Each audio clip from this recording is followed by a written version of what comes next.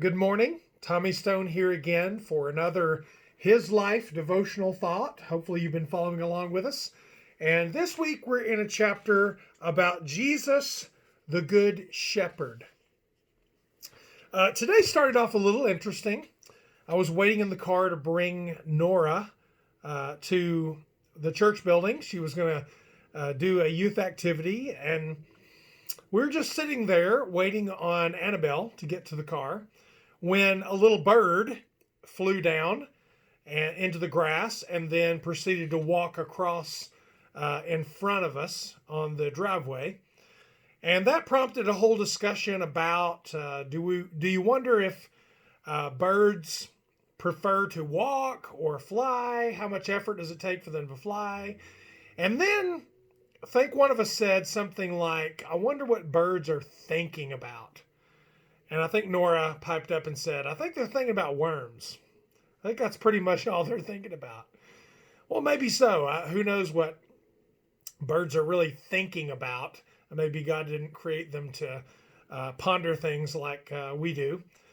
But in John chapter 10, we're invited to kind of put ourselves in the place of a sheep and imagine what that situation would be like if we had the good shepherd or a good shepherd. We're going to be looking at that passage from John 10 this week quite a bit. Jesus uses that whole idea of sheep and shepherd as an illustration to talk about the sheep worried about thieves coming in and leading them from place to place. And he talks about being the gate of the sheepfold, and that all others are the others are thieves who come to kill and destroy, but he's come that the sheep might have life and have it to the full. And then he says in verse 11, I am the good shepherd. The good shepherd lays down his life for the sheep. So this illustration is meant for us to ponder. Certainly back then in the ancient world of the time, those in Palestine and are in Palestine were certainly familiar with sheep and with sheepfolds and shepherds, going back all the way to David and his experience as a shepherd, and then being called to shepherd the people of Israel as a king.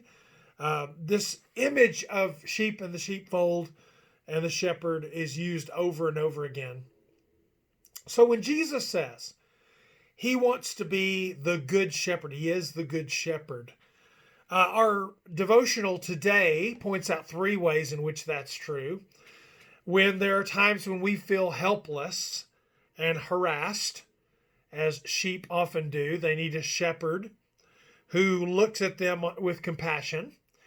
And he mentions Matthew 9:36, where Jesus had been teaching. And then he looks at the crowds, and that's what he sees. He looks at them and he sees sheep. Sheep that are harassed and helpless. And so he's come to be of help because he cares for them. And then our writer says that, what about when sheep go astray, which they do from time to time? We have a good shepherd who cares so much about the sheep, Luke chapter 15, that there's more joy in heaven over one sinner who repents than over 99 righteous who need no repentance. You have the image of the shepherd who leaves the 99 sheep and who goes out to find that one that is lost. And so when we go astray, we have a good shepherd who cares and who is trying to get our attention to lead us back to him. And then finally, he talks in this devotional about the protection that a shepherd provides. And that's, I guess, in a way, the chief image that John is sharing with us in John 10 that Jesus shares. Because there are thieves who come in, who try to come in other than the gate. There are people who try to come in, but they're not the good shepherd, and the sheep don't listen to their voice. We'll be looking at that this week. There are wolves that might attack a flock and scatter it. So there's an emphasis here on the protection under the good shepherd. We certainly need that as well, because Satan is prowling around like a roaring lion, seeking whom he may devour. And in that image even, you're looking at lions taking out something like a sheep that's harassed and helpless, that finds itself astray, and therefore is in grave need of protection from predators.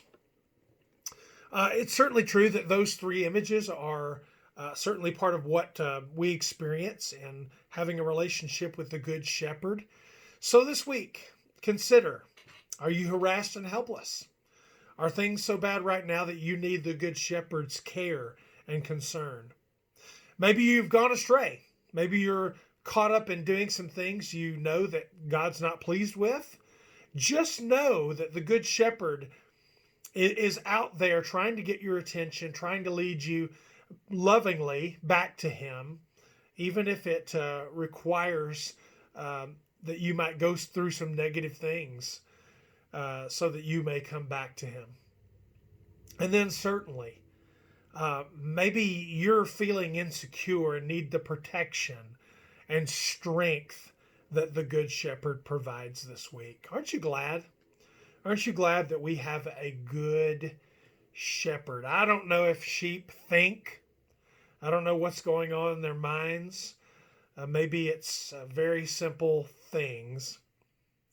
But if you could put yourself in the place of a sheep, the one thing you would want above even green pastures or protection is a good shepherd.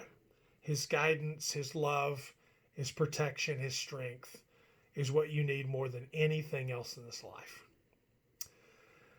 Please pray today that we can appreciate our Good Shepherd more and more, lean on Him when we need His help, which is every single day of this life. We hope you're doing well. We hope you're safe. We hope to see you very, very soon at either our in-person gatherings or somewhere down the road very, very soon. God bless you today. You're in our prayers. And we hope you have a wonderful week. God bless you this Monday. See ya.